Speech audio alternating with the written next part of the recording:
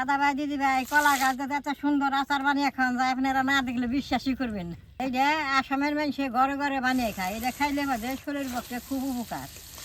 খালি পেটে যদি কলা গাছের কষ্ট খাই পারেন না, একবার নিবেদটা পরিষ্কার থাকে। আমরা তো আসামে থাকি, আসামের মানুষে কলা গাছ দিয়ে আচার বানিয়ে খায়। আজকে কলা গাছের আচার বানিয়ে আপনাকে আমি দেখাবো। কলা গাছের আচার বানাইলে এরকম ছোট ছোট কলা গাছ রাখবো। এই কলা গাছের আচারটার নাম হইল কলপচরা। আসামের মানুষে ঘরে ঘরে বানিয়ে খায়। তো সম্পূর্ণ ভিডিওটা দেখেন, আপনারা ঘরে বানিয়ে খাই পারবেন। আমি এইটা কলা গাছ নিচ্ছি, এইটা ছুলিয়ে ভিতর থেকে জালি অংশটা বাই করবো।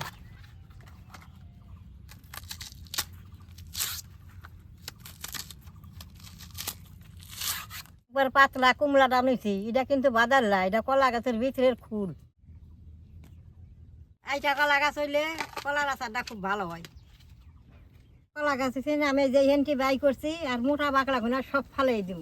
অনেকটা আমি চাক চাক করে কাইটে নেব।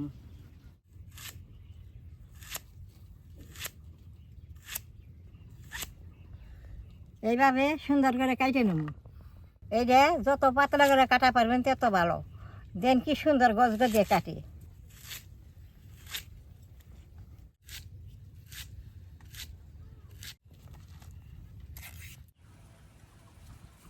সবগুলা কাইটা নিছি, এখন ধুয়ে জরা দিব।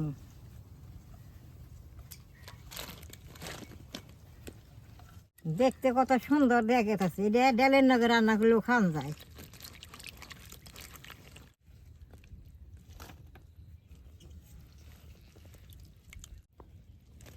কলা গাছের যে কষ্ট আছে, এই কষ্টটা নিবারের পক্ষে খুব উপকার। কলা গাছের আচারের মধ্যে দিবার নিগে এই যে বোম্বাই মরিচ নিছি আর নিমু নিছি, কাইটা নেব।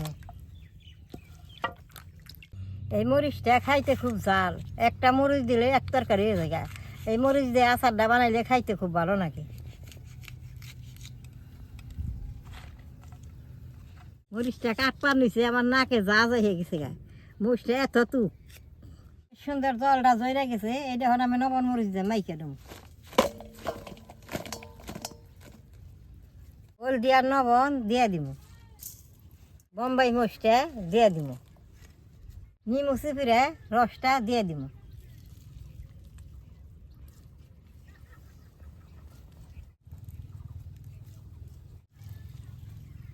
নিমুটা দিলে আচারটা ঘরে বেশি দিন রাখা যায় আর খাইতেও চুকা চুকা লাগে, খুব ভালো লাগে। সব কিছু দিছি, এখন ভালো করে মাইকে একটা রোদ দিয়ে শুকিয়ে নিব।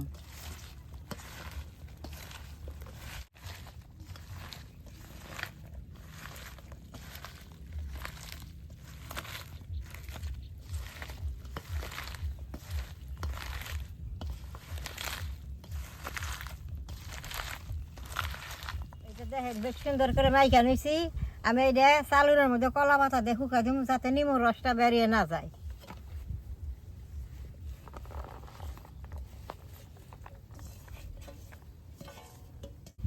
নিমুর রসটা এইটা রোদ্রে দিলে এই ফুলগুনায় নিমুর রসটা খাইব, আচারটা খাইতে ভালো লাগবো।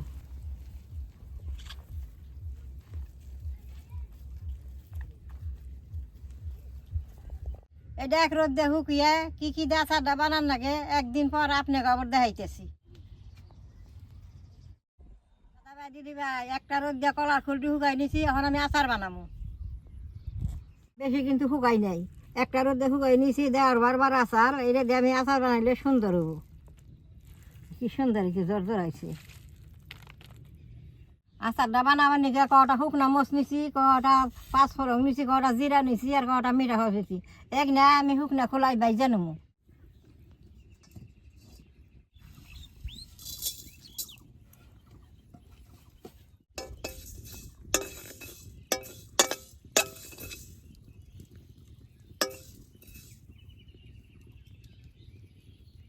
এই আচারটার মধ্যে বেশি মশলা দেন না, কম মশলাটা বানাইলে খাইতে ভালো লাগে।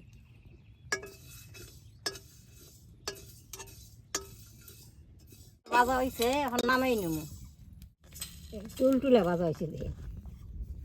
গরম করার মধ্যে তেলটা গরম করবার নিয়ে দিয়ে থুমু। মশলা দি শুকনা পাতায় আদা ফেস করে নেব।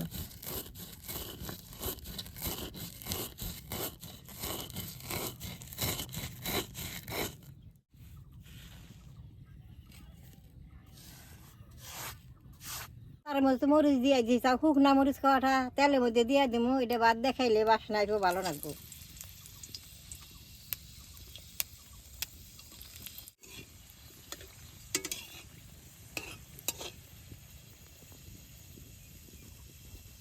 মরিচটা তেলে ভাজা হয়েছে, কলার ফুলটি দিয়ে ভাজা ভাজা করুন।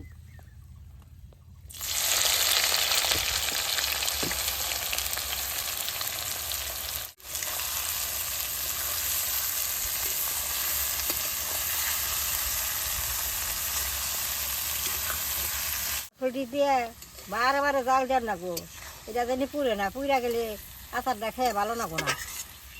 এরকম করে নাড়ান না গো, আর বারে বারে জাল দেন না গো। এই যে দেখেন সুন্দর মজা গেছে, মশলাটা দিয়ে দিন।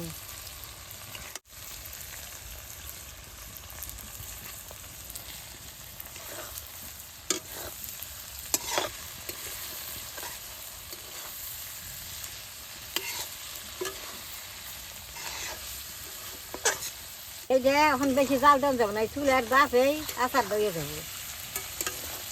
এই আচারটা দিয়ে ভাত খেলে যা ভালো লাগবো।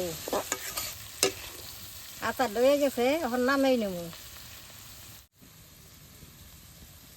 দাদা ভাই দিদি ভাই, আচারটা বেশ সুন্দর জুড়াইছে। আমি এই যে কাছের বমে বইটা এখন থুয়ে দিব।